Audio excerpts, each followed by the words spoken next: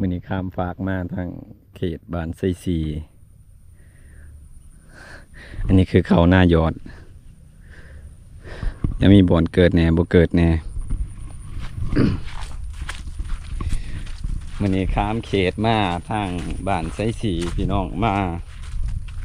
าเบิ่งสวนมาเบิ่งแหลกหัวมาเบิ่งน้ำมักจับบ่ฮู้ว่าหยังหรือบ่เพราะว่าปีนี้ก็3กับปีนี่เนาะที่บ่เงินบ่ได้ปลูกมันสำปะหลังเพราะว่าพื้นที่เฮามันน้อยปลูกมันได้บ่หลายเลยก็เลยเซาปลูกนะป่าเขตนี้จะเป็นจังซี่นะดินมันจะเป็นดินเหนียวดินดำจังซี่ดินเหนียวดินดำคลิปนี้บัวเงินจะมาถามมาปรึกษา FC เนาะบอกว่าจะผู้เก่าผู้ใหม่แต่บอกว่าจะทางไผ่ทางเล่าเนาะหรือว่าผู้ใดที่เขามาเบิ่งคลิปนี้ก็สวยออกคำคิดคำเห็นหรือว่าคำแนะนำมาเนี่ยเนาะเพราะว่าดินที่เฮามีนี่ก็ถ้าว่ามีบ่ก็มีบ่หลายเนาะพื้นที่เขตนี้มันเป็นป่าอย่างที่ทุกคนเห็นอันนี้มันดินพี่น้องที่ติดกับเฮาเนาะดินพี่น้องบ้านไซซีเพิ่นดินตอนนี้ก็เป็นดินแบ่งปันกับญาติพี่น้องก็มีบ่าวนงแน่ดินอยู่นี่มีบ่าวนงบ่าวหุ่นบ่าวโทนเพิ่นดินอยู่นี่เนาะดินเฮาจะเป็นดินที่อยู่ติดกับแม่น้ำห้วยหรือว่าห้วยน้อยๆเนาะแต่ละปีก็จะมีน้ำท่วมประมาณเทื่อหนึ่ง2 เทื่อเนาะแล้วมันก็ลดลงก็ท่วมบ่หลายพี่น้องอันนี้ก็คือลักหัวแต่ตอนเฮาเฮ็ดเลยก็ผู้ใดที่อันนี้เจ้าของหน้าเพิ่นก็เริ่มมาสับมาเติมมาซ่อมเนาะหน้ามักจับบ่เงินก็ยังอยู่สุดเรียบร้อยเนาะตัวใดลักที่มันถูกไฟไหม้ก็แม่นไฟไหม้น้ำเดเนาะอันนี้คือบริเวณเป็นดินของข่อยนี่แหละเนาะบริเวณนี้จะมีแต่ป่าไผ่เขตนี้เป็นดินที่อยู่ติดกับหิมแม่น้ำห้วยน้อยๆเนาะห้วยเจียงหน้า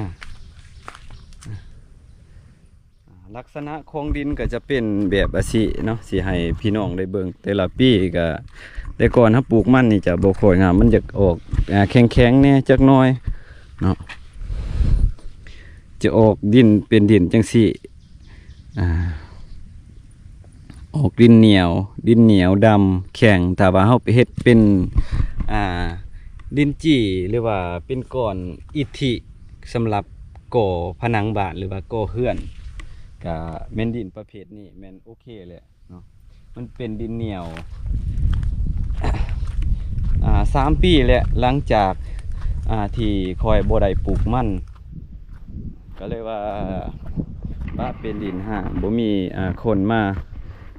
รักสมรักษาเลยก็เรียกว่าน้ำมักจบมักจับนี่เล็กมักจับบางบ่อนนี่ก็ลากหัวนี่ก็ถือไฟใหม่น้ำเนเบื้องนั้นเบื้องนั้นก็เป็นดินหนองทรายเนาะดินเบาหนองเพิ่นมันจะมีห้องน้ำคือจังสี่ไหลผ่านเนาะแต่เทิงพูดแหละคือทางนั้นเนาะเดี๋ยวจะปรึกษา FC ท่านใดมีคำคิดคำเห็นแนวใดหรือว่าดินประเภทนี้เหมาะก็สำหรับการปลูกพืชชนิดใดหรือว่าเหมาะกับการเห็ดแนวใดเนาะน้ำนี่ก็อันนี้ก็เป็นลำห้วยที่มันไหลมาเต้เถิงพุ่นแหละเนาะผ่านดินของข่อยเนาะตอนนี้เนาะก็มีฝากเบื้องนึงเบื้องนั้นก็เป็นดินของพี่น้องของบ่าวหุ่นเพิ่นลักษณะของดินมันจะเป็นจังซี่ยามฝนบนใดที่มันมีน้ำมันก็จะเป็นจังซี่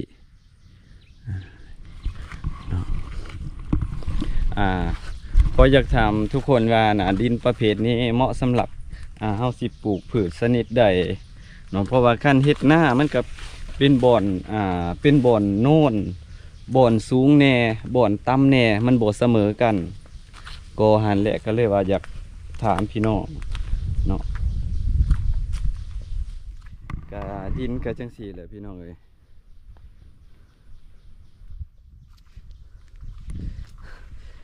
กะแต่2-3 ปีคืนหลังนี่พอดีมันเป็นป่าหกคือแถวนั้นพอดีได้ดุดเนาะได้ดุดได้จ้างเขามาบุกเบิกมาดุดป่าแถวนี้ก็เลยว่าเป็นแป้นเป็นป่าจังสี่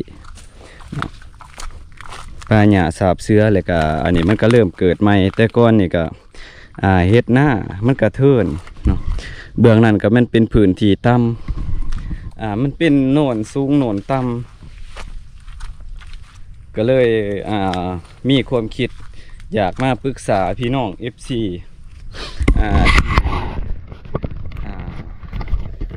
เบิ่งอยู่ณตอนนี้ท่านใดมีความคิดความเห็นแนวใดเนาะเกี่ยวกับดินตอนนี้ว่าเหมาะกับเฮาสิปลูกพืชชนิดใดระหว่าง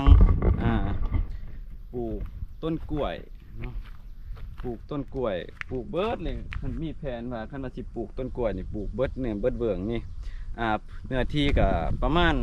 2 ไร่กว่าเนาะบ่ฮอด3 ไร่เนาะ2 ไร่กว่ามันจะมีบ่อนสูงบ่อนต่ำเนาะบ่อนเพียงก็เลยคิดว่าอยากมาขอคำคิดคำเห็นจากพี่น้อง FC หลายๆท่านเพราะว่าแต่ละปีครูปีเฮาก็ได้เสียภาษีละโดยที่เฮาบ่ได้เฮ็ดหยังเลยนะปลูกมันก็บ่งามเนื่องจากเฮาบ่ได้ใส่ปุ่นใส่พุ่นเนาะมันก็บ่งามปานใดดินมันจะเป็นประเภทนี้แหละพี่น้องเดี๋ยวตาออกทางมันจะมีแต่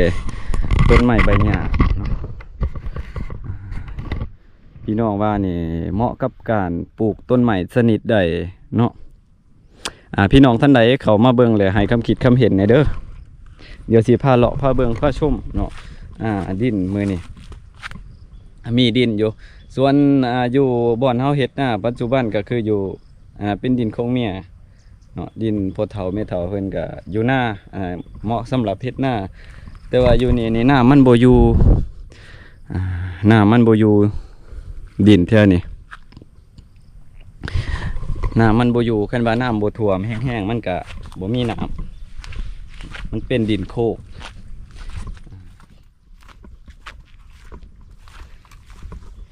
FC ว่าระหว่างเฮาปลูกต้นกล้วยหรือว่าต้นไม้ชนิดใดแน่ที่มันเหมาะกับดินประเภทนี้เนาะมันเป็นดินเหนียวดินแข็งถ้าว่าเฮาปลูกต้นใหม่เนี่ยเฮาจะใส่ฝุ่นแล้วก็อนามัยเนาะอันแรกหัวนี่ก็ยังดีเมื่อเนาะก็มีพี่น้องเพิ่นที่ยังเฮ็ดให้เฮ็ดหน้าอยู่นี่เพิ่นก็มาซ่อมเนาะเพราะว่าน้ำมักจับนี่เป็นของบ่เงินแต่ตอนค่อยเฮ็ดตอนนั้นเฮ็ดสวนตอนนั้นเนาะก็เพิ่นเอาลักไม้แน่มาซ่อมมาแซมเพราะว่างัวควายก็หลายทางนี้เนาะมันจะมีบ่อนสูงบ่อนโน่นบ่อนต่ำมันจะบ่เสมอกันดินก็หั่นแหละเฮาสิเฮ็ดเป็นไถนามันบ่ได้เนาะมันเป็นแบบดินผู้เป็นเนินแล้วมันก็ลงหลุมเป็นบึงเป็นบ่วมเนาะแต่ว่าคันบ่ท่วมแห้งๆน้ำเซบ่ขึ้นมันจะบ่ตายเนาะอันนี้คือที่เห็นนี่เป็นห้องเป็นคันคูนี่ก็คือว่าง3 ปีก่อนแม่นข่อยเอารถไถน้อยเนาะเฮ็ดเป็นคันคูปลูกมันสำปะหลังเนาะเท่านี้ถ้าว่าใดบ่ก็ได้บ่หลายผลผลิตมันบ่ค่อยดีหัวมันบ่ใหญ่เนาะดินนี่มันจะแข็งๆออกแข็งๆแน่แต่ก่อนนี่จะเป็นเติดคอยทางปลาไผ่แน่เนาะต้นไผ่แล้วก็หลายชนิดต้นใหม่ในนี่แล้วก็ให้จ้างให้เขาบุกเบิกนำแดก็เลยว่าหลังจากนั้นมาเฮ็ดแบบว่าเฮาเฮ็ดปลูกมันก็ได้บ่หลายก็เลยว่ายกเลิกมันเสียเวลาก็เลยว่าไปหาเงินทางใหม่และอันนี้ก็คือดินที่เฮามีปัจจุบันนี้เฮาสิเฮ็ดแนวใดปลูกพืชชนิดใดเนาะเพราะว่าแต่ละปีเฮาก็ได้เสียภาษีคือที่ทุกคนได้ฮู้แหละได้เสียภาษีเสียล้านละแต่ดินเฮาก็มีเฮาบ่ได้ปลูกหยังนะระหว่างปลูกมะนาวมะพร้าว หรือว่าต้นกล้วยและพืชชนิดใดต้นไม้ชนิดใดเนี่ยที่มันเหมาะกับการเฮ็ดหัวเฮ็ดสวนและก็ดินประเภทนี้พี่น้องท่านใดเคยเฮ็ดการเกษตรและมีความรู้ด้านการเกษตรเนาะดินนี่จะเป็นดินเหนียวออกแข็งๆแน่จังหน่อยเนาะจะอยู่มอกับริมแม่น้ำเนาะทางนี้ก็ร่วมเบิดญาติพี่น้องเฮาเบิด4-5คนนี่ก็ดินนี่เฮกตาร์กว่าเนาะ1,500กว่าตารางเมตรเนาะนี่บางบ่อนมันจะมีน้ำไหลผ่านจังซี่ก็เฮาสิเฮ็ดเป็นหายเป็นหน้ามันก็บ่ได้นะพี่น้องก็เลยว่าอยากมาปรึกษา FC เนาะดินนี่ถ้ามันเปียกนี่มันก็จะอ่อนๆจังซี่มันจะอ่อนๆเหนียวๆเนาะอ่อนๆเหนียวๆจังซี่ดินนี่แต่ว่าถ้าปลูกต้นใหม่นี่มันก็คักอยู่แต่ว่าก็เลยว่าอยากปรึกษา FC ก่อนเฮาสิปลูกต้นใหม่ชนิดใดก่อนเพื่อให้ดินเฮาที่มีมันมีประโยชน์ในการเสียภาษีแต่ละปีเฮามีดินแต่ว่าเฮาบ่ใส่เนาะบ่จักแนวสิใส่ก็เลยว่าอยากปรึกษา FC เพราะว่าที่ผ่านมาก็คืออย่างเดียวก็คือแต่ว่าสิเฮ็ดเป็นสวนมันสำปะหลังแต่ว่ามันก็บ่ได้ผลมันได้ผลผลิตน้อยก็เลยว่าอยากเปลี่ยนมันเป็นบึงเป็นโน่นจังซี่ทางหลังเนาะเป็นบึงเป็นโน่นจังซี่แล้วก็ทางนี้มันจะเป็นก่อไฟทางนี้มันสูงเบื้องหนึ่งแล้วก็ต่ำเบื้องหนึ่งแล้วมันก็เป็นโน่นอีกเบื้องพูดเนาะบนนี้แม่นเฮาเฮ็ดเป็นบ่อนดักปลาเฮ็ดเป็นโต่งดักปลาบนนี้ปีนี้บ่ทันได้มาซ่อมนะก็มีคนมากนี่ท่านใดมาซ่อมมาแซมทางนั้นและหัวกับบ่ท่านใดนี่เดี๋ยวทางเบื้องหนึ่งเบื้องนี้จะกลายเป็นป่าไผ่เบื้องนี้มีแต่ต้นไผ่เวลาฝนตกน้ำจะมาจะผู้และเพียงกับกันคู่เฮาตัวนั้นประมาณเท่านี้ก็ประมาณระดับเอว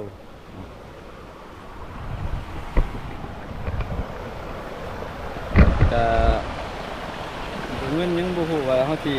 ปลูกพืชชนิดใดเนาะลักๆชุดยังบ่ทันมีแผนว่าสิปลูกพืชตัวใดก่อนปลูกต้นไม้ชนิดใดก่อนนะก็เลยว่าตัดสินใจคลิปนี้มีโอกาสใดมากก็เลยว่าสิมาถามพี่น้อง FC ในใจแฟนก็คิดว่าคันมีต้นกล้วยเนาะต้นกล้วยแม่นสิเอาต้นกล้วยมาปลูกอยู่นี่เพราะว่าหน้ามักจับมันก็บ่พอบางส่วนกันว่าเฮาสิได้เฮ็ดสวนเฮ็ดอันนี้คักแน่เฮาก็สิได้หลอมหัวคักๆแล้วก็สิซื้อหน้ามักจับนะในใจคิดว่าเฮาปะมีดินเฮาปะจังซื่อๆจังสิบ่ได้เฮ็ดหยังน่ะมันรู้สึกแบบว่าบ่คักปานใดมันเสียเงินเสียแต่ละปีเสียภาษีก็เสียไปละนะตราบใดที่ยังมีแห้งก็เลยว่ามีแผนคิดอยากเฮ็ดสวนเนาะFC ท่านใดมีคำคิดคำเห็นแนวใดเนาะก็แนะนำมาเนี่ยเนาะลักษณะมันก็จะเป็นจังซี่แหละทางดินคอยเป็นบ่อโน่นจังซี่แต่ก่อนนี่เขาปลูกอ้อยแถวนี้เนาะเป็นดินหลังห้องเขียนFC ท่านใดมีความคิดความเห็นแนวใดหรือว่าคำแนะนำเนาะหรือว่าพี่น้องที่เขามาเบิ่งมาชมมีคำคิดคำเห็นแนวใดการสวยแนะนำอันใดที่มันพอเป็นไปได้บวงเงินเสือสีนำเอามาใส่เมื่อยกะสินำเอามาใส่เนาะอันใดที่มันพอเป็นไปได้อันใดที่มันได้ผลเนาะเพราะว่า บ่เงินคิดผู้เดียวก็คิดหลายอย่างบ่จักสิเฮ็ดนั่นน่ะก็เลยว่าปรึกษา FC ในคลิปนี้เนาะโดยพี่น้องคลิปนี้ก็จบเพียงส่ำนี้เนาะท่านใดมีความคิดความเห็นก็ฝากกดคอมเมนต์ใต้คลิปนี้ให้ความรู้หรือว่าให้คำแนะนำมาให้พี่น้องเลยเนาะขอขอบใจล่วงหน้าพี่น้องขอบคุณหลายๆ